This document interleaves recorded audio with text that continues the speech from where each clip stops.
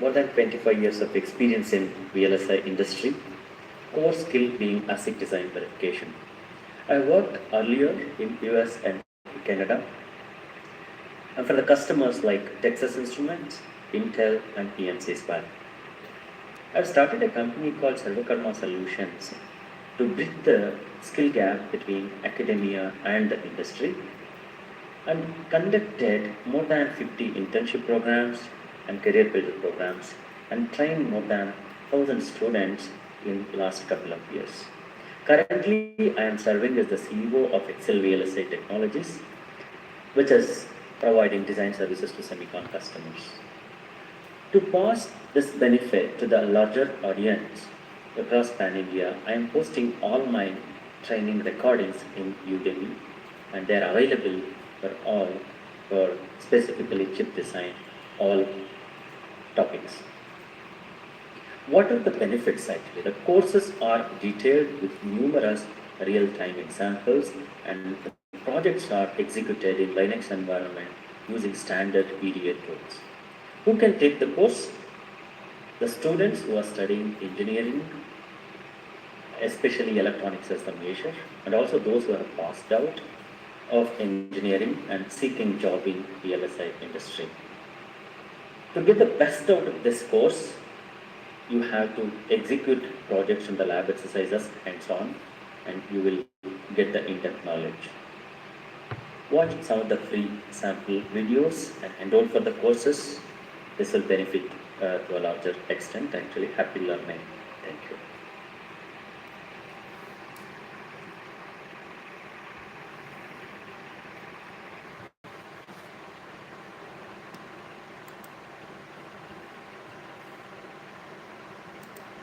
Okay, these four, four skill sets or four at a very high level activities which happens in the VLSI industry. Okay, so today a little bit in depth we go into ASIC flow. Okay, the applications of integrated circuits.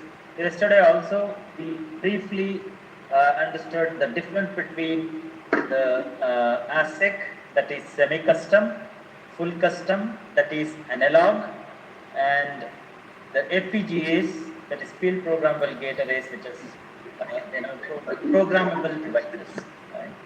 Programmable and reusable devices. So that is the summary of this discussion.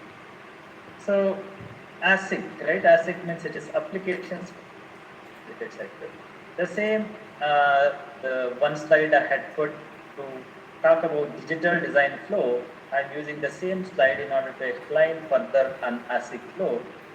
In this session, we will discuss more about what do we do at architecture stage, what are the activities we do at the design stage, right?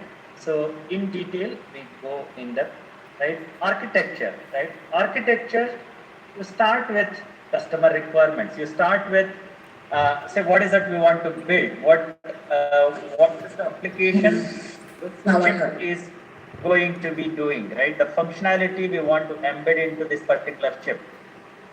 For example, now I keep giving this, any of the gadgets you take, okay, this chip is for mobile, right? So when you talk about it, is this chip goes for mobile, it need to have certain interfaces and the functionality.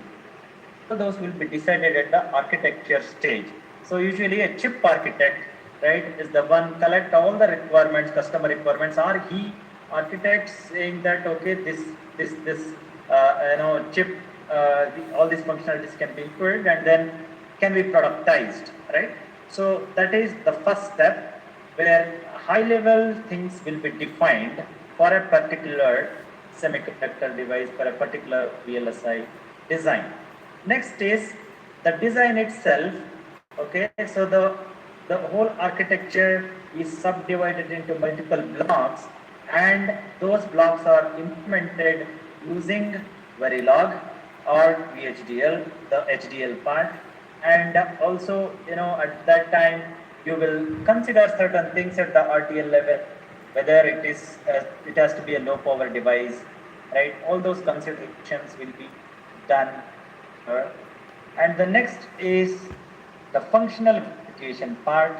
So basically here the high level definition, right? You are implementing in Verilog. That is the design part. The Verilog specifically we code in Verilog. So the design part is what we call RTL, that is register transfer logic. So what it means is the functionality. Finally, it is, yesterday I told the software and the hardware difference. Finally, you are implementing gates and then gates to transistors and then fabricating these transistors on the chip, on a silicon device or on a semiconductor device. Okay. So, is there an audio problem? Are you able to hear me clearly? Is there any noise in the background? It's clear, right?